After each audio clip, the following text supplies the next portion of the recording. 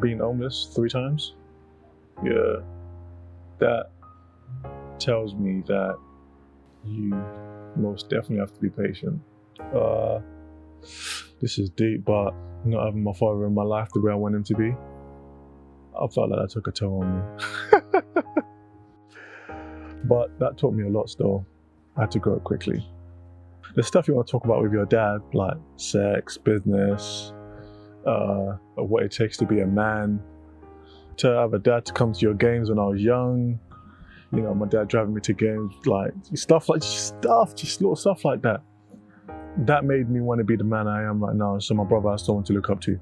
How did it feel going through the phase when you were homeless?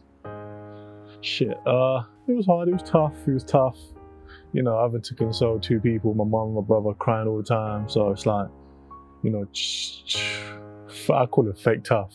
I was very fake. I was faking it there because I'd act like I was tough in front of them, but when I'm alone, I'd definitely cry out, and then, you know, just try to be that rock they need.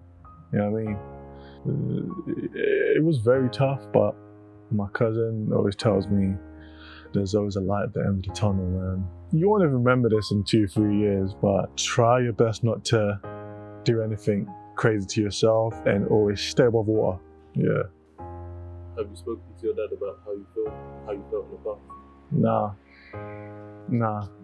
It's a typical Nigerian Yoruba man, so he wouldn't understand what myself and my brother had to go through because he wasn't around. So, nah. I mean,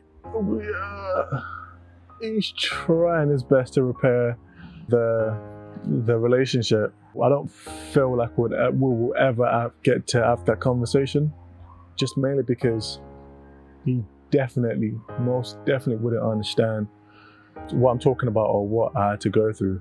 I just save myself the stress of not having that conversation, but I've grown past it. I don't really think about what he's done and stuff like that. He's still my guy at the end of the day. Have you had this conversation with your mum? Oh, hell yeah, she definitely understands. But this is why I just thank God for my mum, because other mothers would be like, nah, screw your dad, this and that. Nah, she actually embraces us having a relationship. If my mum tells me not to talk to my dad, I won't talk to him. That's just how it is. Even though I'm a man now and I can understand, I won't say understand why he done what he done, but I can imagine what he was going through as well, because obviously it had to be hard for him. He was young.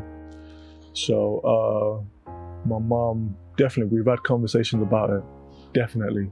And her being the person that she is, she always tries to back him, even though I know she doesn't need to, but she always tries to be like, you know what, he was young, he had to do what he had to do and stuff like that. So, do you think that you've forgiven him for what he did? Yeah, I have. Definitely have. I have. Because without forgiveness, you can't move forward. And I've definitely forgiven him for that. And I don't think about it much, but yeah, I've definitely forgiven my dad. Yeah, definitely. You know, those choices that I made back then they were not even remotely connected to my father. You know, I decided to run away from home. I decided not to go to school. I decided to use drugs.